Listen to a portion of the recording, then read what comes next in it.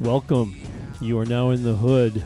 I am your host, William Duvall, and welcome to the hood here on River West Radio, 104.1 WXRW, here in beautiful Milwaukee, Wisconsin. I have a guest today, and her name is Susanna. Welcome, Susanna.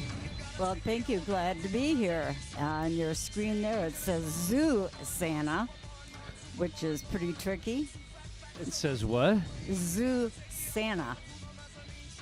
Oh. When I mentioned the Z, started with a Z, so that's entertaining.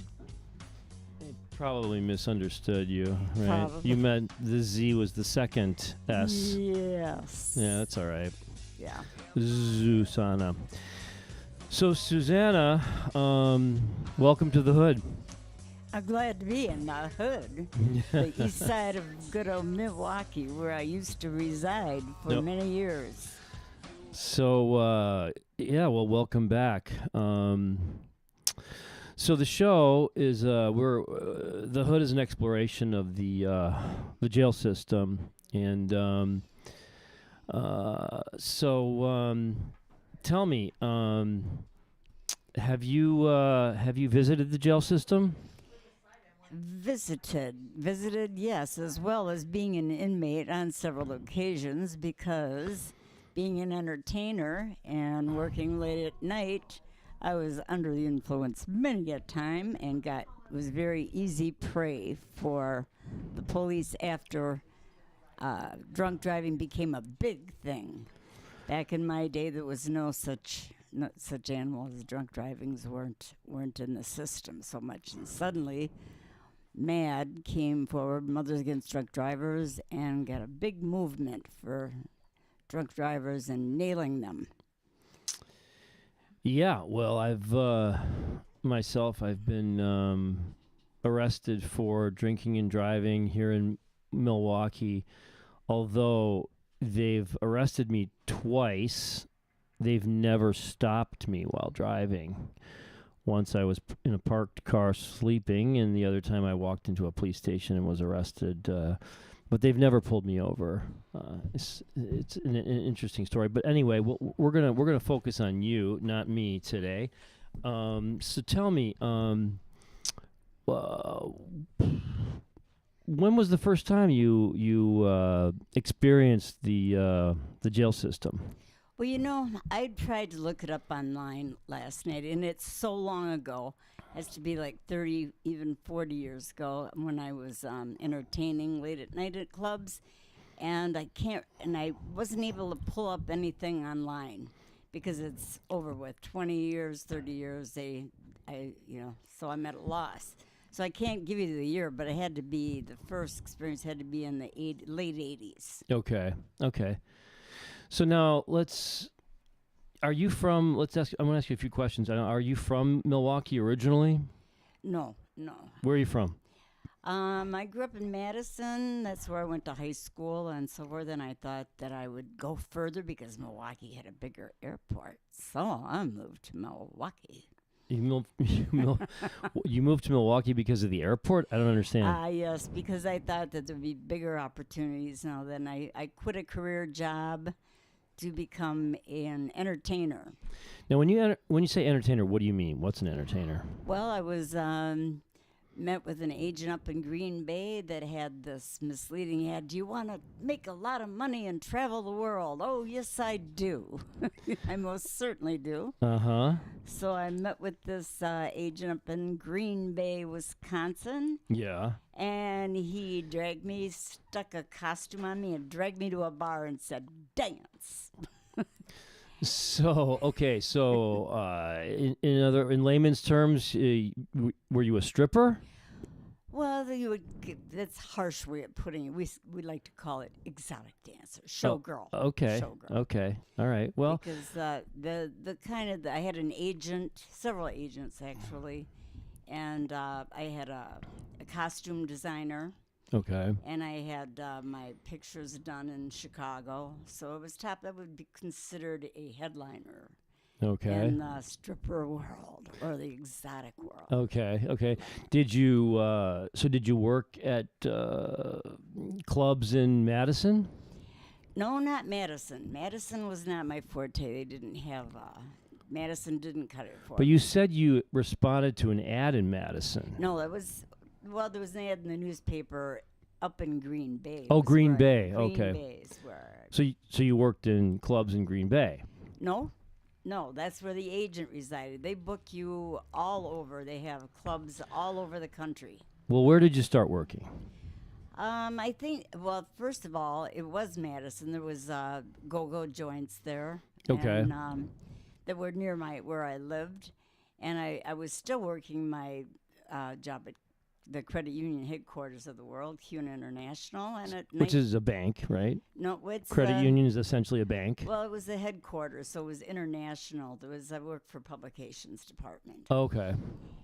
and there was clubs called the Pussycat Lounge. Oh, that's that, an appropriate name. Yeah, they had go-go girls dancing The Pussycat there. Lounge. The Pussycat Lounge. Okay. And that was a part-time thing. You could go, and I was always dancing was in my blood. So I just Now, why frequently. was dancing in your blood? I don't understand. Well, when I was in high school, I hung around people that were theatrical, Okay. and I got in tune with that, and I loved to dance. Okay. As a matter of fact, at the ripe age of 14 years old, they snuck me into a teenage club. We had to be 16. It was called the Loft.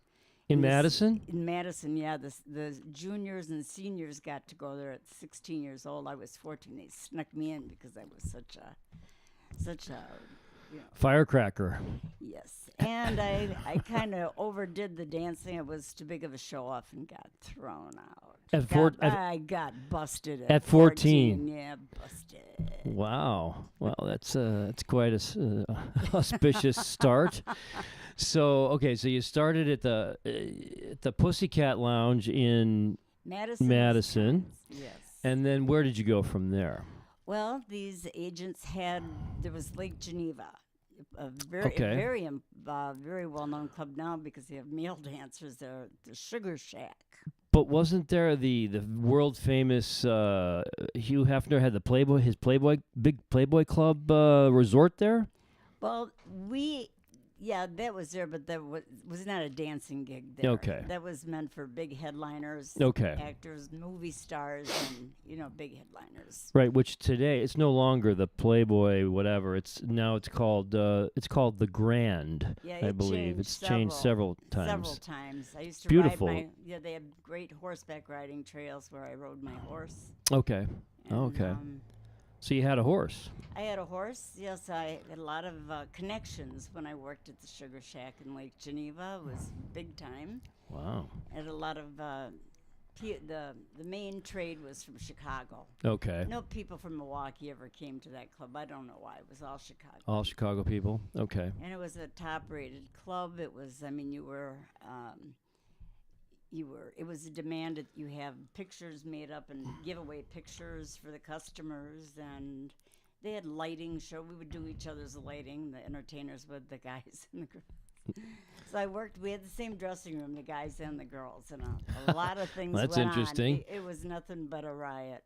Sounds like it. So then you worked at the Sugar Shack, and then I assume you worked at clubs here in Milwaukee and Chicago. Is that true, or? Yes, there was. There were several clubs in Milwaukee. The Camelot, the Hillside Inn on South 13th Street. Are these places still around, or are they gone? No, they're all gone. Okay. Camelot. Well, I'm not. Yeah, I think they're pretty much gone. Okay. And what about did you work down in the Chicago area? No, Chicago was too racy. That's where they had a lot of. It was racier. They wanted mixing clubs there where you would sell champagne for $100 to a customer, and I wasn't a hustler. It wasn't my forte. Okay. All right. So let's fast forward just a little bit, and well, first of all, how many years did you did you work as a dancer, as 21 entertainer? years. 21 years. 21 years. And you started when you were what age? 20, ended at 41 years old. Okay. And so you said earlier in the conversation, right at the start of the show, that the Mothers Against Drunk Drivers, I'm well aware of this organization and the power that they have and the influence. And so the police departments became, they paid more attention, I guess, to people driving down the street at night, especially at night, late at night. I'd be on the highway. That was my first bus going home out towards Germantown. I couldn't believe it. Couldn't believe I was pulled over late at night. And Like what time would you say it was? Oh, I'd say 12 o'clock, 1 o'clock in the morning. Jeez.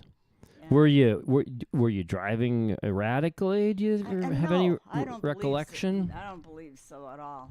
I think one of my tires was low on air or something like that. But no, I was not driving erratically. Okay. So you got pulled over and you got arrested for drinking and driving. Is that right? And then so that happened more than once, I take it? Oh yeah. How many times? Well, in a total, 5, maybe 6. 5 or 6 times. Okay. When was the last time? The last time was well over 20 years ago. Well, it's a good thing because the laws today are ridiculous. They're very strict, and there's a lot of jail time associated with drinking and driving arrests after like the second or third one. So it's good that it's a way long time ago. It wasn't that good long time ago either. Well, let's hear what. Tell me about your first time, in jail. What happened? Well, I was terrified. I thought, what the hell is a person of my stature doing in jail? Right. For such a minuscule offense. Right. Seeing as how was my livelihood, sit and socialize with people, I did not consider that a sin. Right. So getting in your car, it was just done every day, and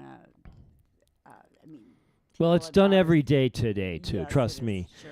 You drive past any bar with a parking lot, it's full of cars. Where do you think the people inside are doing? They're drinking, and then they're getting in their cars, and they're driving. So it happens every single day, right here and all across the country. Surely. But anyway, so you went when you got arrested, what was your first experience in jail like? What happened? Well, I was pretty tore up. Couldn't believe that I was where I was at. But, however, my observing the other people, I gravitated towards people in the know that knew what they were doing and were much more confident of being there. So I gravitated, and I met with a couple of people that were, I'm sorry. That's okay. Yeah, there you go. Perfect. That's better. Yeah, but my first experience was with the girl that was telling the officer in charge of what your hour. It was a Huber Law facility, so you were able to get out of jail to go to work or go to school. And did they put you into the House of Corrections in Franklin? No, not at first. I only spent once out of my 5 visits with jail. Mm-hmm. Only one time did I get to visit that facility. Okay. That was 10 days. Hard time. Was that your longest stint inside? 10 days? No. Oh no. My longest stint, I think, was under a year. In fact, I got out before I couldn't even believe my release date. I went, what? I didn't even know that I was being released as quickly as I was. So how long was your longest stint then? I'd say 8 months. Oh boy, 9 months. That's a And serious that was length of time. And where were you located? The last one was Waukesha County, and it was like being in a hospital facility. It was very clean, and I was the inmates were all drunk drivers, all beautiful women. You'd think it was the housewives from Seattle, We all had to appear and from our daily stints, and we met in a lobby, and we all get checked in and strip searched. So were you all allowed to go work and then you had to spend the night there? Oh yeah. Is that how it worked? That's the No, Huber program? Yeah, this one, the one in Milwaukee, you got to be out 12 hours. So you weren't in for 8 months, 24 hours a day. No. Okay, I gotcha. I understand. No, I know the program. Okay. No, much easier. But for 8 months though, you had to check back in there every single day and sleep in jail at night, right. and then you got to leave in the morning and work and go about your business. Exactly. Yeah, And pay okay. for it. You have to. You were charged for. Yes, Of course. yes. Of course, they pay. They charge you for that that hotel service. So okay, let's go back though to your first experience again. Where was that located? What was that first experience like? Well, it was a stinky little facility. Jail. Where was it? It was on State Street, right next to MATC, as a matter of fact. Oh, well, that and isn't. Seventh, and That's like the State. main jail, I think, downtown there. One of the. Well, it was across the. That was across the street. Okay. It's a great big tall one, the big bad one where all the lockup was. Okay. But there was a crappy little. Like a police building. precinct or something. Well, it was a building that was. I mean, it was. They had cockroaches and everything, and crappy showers, and. Well, that doesn't surprise me. And it was. I don't know if it was just for females. I think it was just a female. Oh, really? Set up. Yeah, I don't think. If my mind serves me right, which could be wrong. But that was where they were. Even though my offense was a DUI. Yeah. My job was working at a bar. So Right. and they kind of scratched their heads and said, "Oh, you can't do that. You're in here for drunk driving. You cannot work at a bar." But then they scratched their head. All they cared about was the money. so they overlooked it, and I had my gig, my bartending gig. So how long that first arrest? How long were you held in the jail? Oh, you know what? I don't remember. Was it like- overnight? Was it a couple days or Oh no! What do you mean? Oh no! a That few first- hours? The first stint, I don't know. It must have been a couple months. But Oh. I met a girl that made it a lot of fun. Your first arrest, they held you for a couple months? Yes. Wow. Oh no! First offense. I don't think I got anything. Oh, okay. I think they bypassed the first Well, offense. It was the second offense. Usually, yeah, that first offense, you can be out on bond, on called an I bond or a signature bond within hours if you don't, hit anything or You're right. kill anybody or something like that. But okay, so this was probably your second Yes. arrest, and Mhm. they held you for a couple months. Yeah, if not longer. I don't Wow. really remember. Yeah. Okay.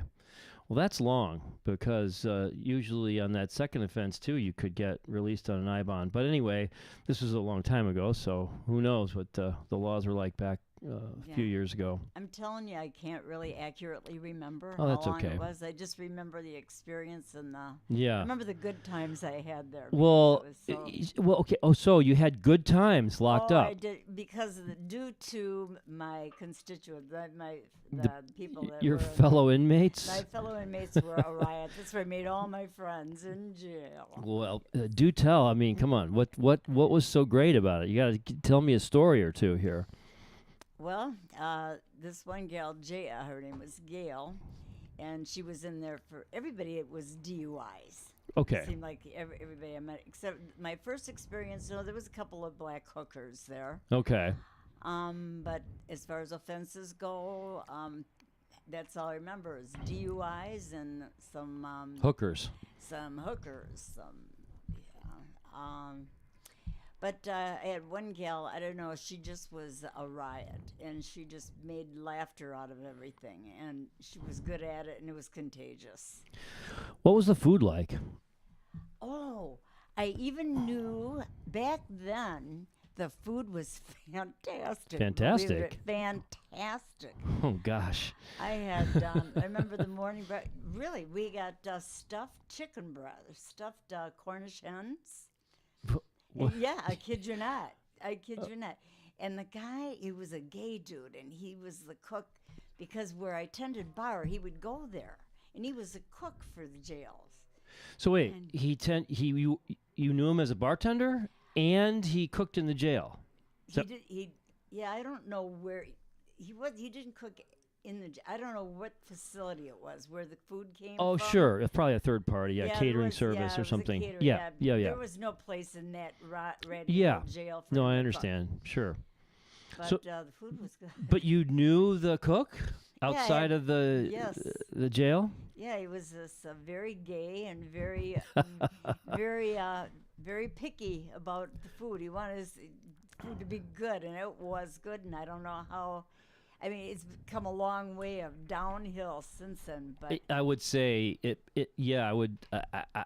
I mean, from my experience, I never had any stuffed Cornish hens or stuffed chicken breasts or anything surprised to me even too. close to that. You know. Surprised to me too. And And yeah, go ahead. the breakfast, which astounded me, was always steel cut oatmeal. Oh. And I never. That was my first experience with steel cut oatmeal. Okay. You know, regular, the flat old boring oatmeal. Yeah, The yeah. steel cut I thought was really a nice. I had the regular boring stuff this morning for breakfast, but I jazzed it up with blueberries and bananas and cranberries. Good for you. yeah. My kind of guy. Yeah. So okay, well this is interesting. So you're this second arrest where you spent several months in jail. You say the food was very good. Very good. I Very mean, long time ago. I'm shocked to hear this, honestly, but I mean, it was another time, I guess. It was a few years back. So, because may I ask how old you are now today? I'm 77. 77 years old. You look fantastic, by the way. You're a beautiful woman, and you Zumba. look like you're in great shape too. Zumba. Zumba? No, tell me what's Zumba? Oh, a Zumba class. I have heard of it, but what is Dance. it? That's dance. It's a dance class? Heavy duty dancing. It's terrific. These clubs or these what you call it, facilities. You got to health go in the faci- microphone. In the These microphone. health facilities go. are The block away from me is VASA. It's a facility where they have fantastic, tremendous instructors. Okay. It is just so fun. I come out of there soaking wet with sweat because the routines are just elaborate and fun, and they're heavy duty, and you can get work up quite a sweat. I believe it. Okay, now back to jail. So your second stint, you spent a few months there. What about the next third or the fourth or the fifth arrest? What I happened? think, let's see, I think maybe that third offense might have been when I did go to Franklin for 10 days. To the House of Corrections. Yes. So I'm not sure. You know what? I'm not sure if my first or my second offense was 2 months. I'm thinking it had to be 2 months because I had too much fun. Or I got to know these people that, well, I'm thinking it had to be at least 2 months. So I don't know why the hard time was only 10 days. I know that was rough for me. Well, I'm sure. See, the thing is that it's arbitrary, Susanna. It all depends on what the politicians decide and the judges decide. Because when I was at the House of Corrections, there was a guy who came in on his like fifth or sixth DUI, and he was in and out in like 5 days. No, I was there on my first offense. I was there for 45 days. And so, I think it depends on the judge. It depends on the lawyer. There's a lot of variables in the mix potentially that can dictate how long you spend wherever it is. It's not going to be the same across the board necessarily. So, what was the food like? And did you ever see any fights, or did you ever get involved in any fights?